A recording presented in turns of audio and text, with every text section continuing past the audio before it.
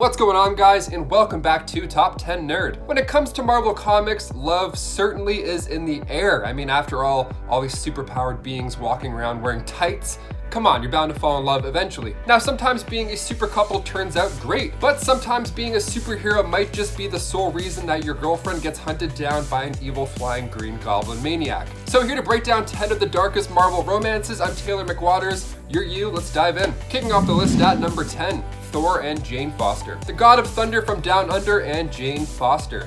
Now, we see this relationship in the MCU, not that much though. See, it's said in the beginning of Thor Ragnarok that they broke up, so already this relationship in the MCU is pretty rocky. But now with Natalie Portman confirmed for Thor Love and Thunder next year, we may even go a bit darker with their romance. See, in the comics, their relationship began in the 60s when readers were introduced to Jane. She attended med school and was soon hired by Dr. Donald Blake, who is actually Thor in disguise. They're the king and queen of long distance. I mean, one lives on Earth, the other lives on Asgard, and at one point, Jane actually takes over and becomes the God of Thunder at a time where Thor was unworthy of wielding Mjolnir. Her time as Thor is pretty exciting, but the only catch was that her cancer would worsen every time she used her powers to save the day. So let's just hope we don't have to endure that on the big screen because the comics was hard enough. That was way too sad. And before we go on to number 9, if you guys could go ahead and toss this video a like because it really helps the channel out quite a bit. You guys are the best. Thank you so much for watching. Now back to some dark Marvel romances. Number 9, Crystal and the Human Torch.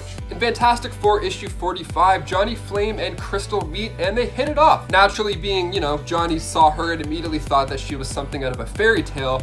How cute. So he approached her and of course this spooked her, causing this giant gust of wind, a quick storm, and then poof, she was gone, nowhere to be seen. Johnny is like, what the blazes was that? Why is she gone? How did this happen? Mysteries, mysteries. A few pages later, he runs into her again, but this time they show each other their superpowers, and that makes them instantly bond. The Fantastic Four needed a replacement temporarily while Sue was recovering from having their first child. So this Inhuman, Crystal, was looking to fill that spot. Johnny and her were close. They dated after this, and then Crystal was front cover by time Fantastic Four issue 81 rolled around. And then in Avengers issue 104, after a battle with a Sentinel, Quicksilver is hurt. The two of them ended up getting close as well, maybe a bit too close, because then she fell in love with Pietro. Sorry, Johnny, just not hot enough this time, it seems. Number 8, Crystal and Quicksilver. It happens, okay? Maybe you're with somebody, you meet another person, you just can't help it. Love is love. You gotta chase those feelings. It's not easy. So when it comes to Quicksilver, chasing doesn't take that long, being super fast and all. Crystal and Johnny broke up after she admitted to falling in love with Pietro, and then they got married. Now this sounds like Johnny is the only one who got hurt here, but that's not the case for long. Crystal and Pietro's marriage was the first between an Inhuman and a human in history, so it was kind of a big deal. They ended up having a daughter who surprisingly was born without any powers, and they named her Luna after the world that she was born on. Quicksilver believed that he had the right to subject the child to the Terrigen Mist, but Crystal wanted her to grow up normal. So their marriage now began to spiral. Quicksilver's temper was ruining things, and Crystal had an affair with another man named Norm Webster. She told Quicksilver while she was unwell and half asleep. It was wild. Funny enough, Norm was actually the same guy who sold to Vision and Scarlet Witch their home in Vision and Scarlet Witch issue 1, volume 2. Once Norman found out that Crystal was married, he was like, nah, I'm out of here. I'm bouncing. See ya. Crystal then left Quicksilver with Luna and then returned to the Fantastic Four, searching for that relationship with Johnny again. What a mess. What an absolute mess. Number 7, Thor and Lady Sif. This next one, okay, I think this will be a central plot for the next Thor movie, perhaps. When it comes to Norse mythology, Thor's wife is Lady Sif. In the comics, it's not that easy. See, they were on and off for a while, and we see glimpses of this in the MCU. With Lady Sif's absence in Ragnarok, fans can expect her to return into Thor's life, kind of like Bo Peep in Toy Story 4. She's still around, she's just not around here right now, per se. In Journey into Mystery, issue 102, Thor had fallen in love with Lady Sif, so much so that when Sif had been kidnapped by storm giants and ended up as a prisoner of Hela, Thor straight up offered his own life in order to save hers. And Hela was so impressed that she let them both go. She was like, wow, go make out, go do something, that's great, you guys are great. And then in Thor 236, Lady Sif sacrificed her own life in order to save Jane's. Now, while this may seem like a rather dark plot, I'm sure we'll get some sort of version in it in the next Thor movie. Maybe the reality gem has caused some life-altering effects to Jane, and Lady Sif can somehow be the only one to save her at the end of the movie. Number 6, Black Widow and Bruce Banner. Remember in Age of Ultron when Black Widow was the key to calming Bruce Banner down? They were in love, probably. I mean, I think maybe? I mean, they were flirting at the beginning of Age of Ultron. Even Steve Rogers was like, hey, you're not breaking any bylaws, go for it.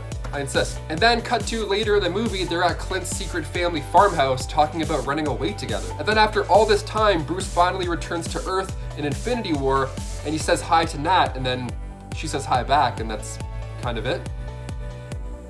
Well, according to Infinity War co-screenwriter Stephen McFeely, he said they certainly tried to, but it became very clear that if the scene was just not the A-plot of the movie, it couldn't survive Infinity War. He said that thing has to be on rails just to get to the finish line. He said you couldn't wrap up loose threads just because you wanted to. That's a valid point, but when Natasha sacrifices her life in order to allow Hawkeye to get the Soul Stone, Banner just like throws a bench. I mean, I was seriously expecting more heartbreak from him.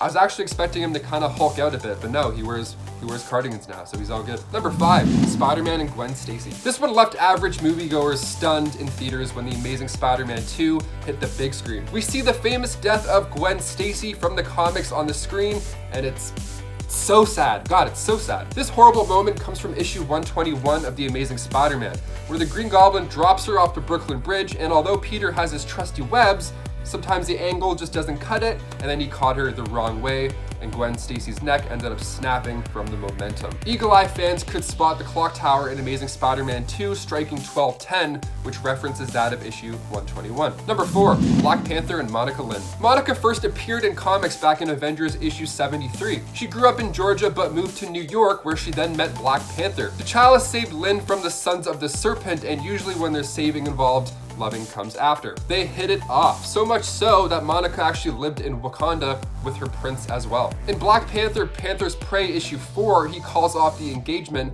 without giving an explanation why. But then in Black Panther volume 4, issue 16, Monica Lynn is seen performing. She's a great singer in the comics, and she sings a sad love song to a sold-out crowd in Washington, D.C. Through her lyrics, she reflects on her heartbreak and the fact that T'Challa is marrying someone else. He actually ends up marrying Storm. Wow, what an artist. She turns her pain into passion. She's like Adele, but better. Number 3, Jean Grey and Scott Summers. Cyclops and Jean Grey became close in the school for gifted youngsters after Scott was given a visor made of ruby quartz. He could then control his powers and shortly became the deputy leader of the X-Men, and then of course fell in love with his teammate, the wonderful Jean Grey. Sounds like a dream when it comes to the gifted youngsters, no? I mean, they're super close, and of course their romance was a fan favorite. She's in his head as well. I mean that in a literal sense. Jean created a psychic link between them both, giving them the ability to read each other's minds. Guys, just a pause right there. Would you ever want that with your significant other? Would you ever want like your brains to be linked and you know what each other's thinking about? I mean,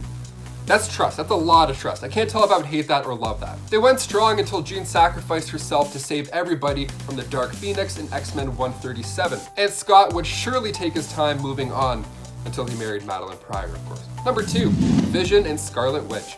Perhaps one of the most interesting couples in the MCU, and especially after the events of WandaVision have just unfolded last week, it's fair to say that this deserves a spot on the list as well. He's an android and she's a witch, and they go through a lot together. So Vision and Wanda tied the knot back in 1974, and they've even welcomed twins at one point. Catch was, those twins of Wanda and Visions came out of nowhere, and it was then revealed that their souls were actually part of Mephisto, which was actually a running theory in WandaVision for a while, but that might have been too dark for the show, which makes sense. So these twins have been in the comics to grow up to become Wiccan and Speed, and in the MCU, Wanda and Vision's romance is super fun to watch for the most part. I mean, they joke and bond over paprika, they watch sitcoms, and they have incredibly deep conversations about love. They both got their abilities from the same Infinity Stone in the MCU, so they're literally connected in a way. In the finale of WandaVision, she says goodbye yet again to her love, and this time it's on their terms. Now, with the other White Vision being free, and he's basically another version of that same Vision, odds are it's going to be even more heartbreaking once Wanda leans into this villain role in Doctor Strange in the Multiverse of Madness, and they yet again have to say goodbye for like the 4th time. I've lost count at this point. And finally, number 1, Tony Stark and Pepper Potts. When it comes to character arcs in the MCU, Endgame did a really good job of wrapping storylines up for most of our characters. I mean, Black Widow for sure could have used a funeral, but I mean, her solo movie is coming up, so maybe we'll see more of that then. But when it comes to Tony Stark and Pepper Potts, she used to work for him, answering his calls, watching him tinker around in the basement, building Mark II. They had their ups and downs throughout the years. Like in Civil War, Tony and Pepper were separated, and then at the end of Homecoming, Tony pops out an engagement ring, and then things come to a tragic end, of course, when Tony sacrifices his life in order to wipe out Thanos and his army. Of Of course, repeating the same words that kicked off this entire thing in the first place, those being "I am Iron Man." So now with Pepper being more than capable of suiting up herself and helping out in the battle, could we see more of her in the MCU, perhaps in her Iron Man suit? Probably not, it doesn't seem like we will, but hopefully, time will tell. Fingers crossed. Well guys, there you have it. Which of these relationships bummed you out the most the first time you caught up with them? Honestly, Vision and Wanda made me more upset than Stark and Pepper. Maybe because it's still fresh in my mind, I'm not sure. God, that finale was so good. So sad, but so good. I've been your host, Taylor McWatters. Thank you so much for watching Top 10 Nerd. Leave us a comment down below and we'll catch you next time. Peace.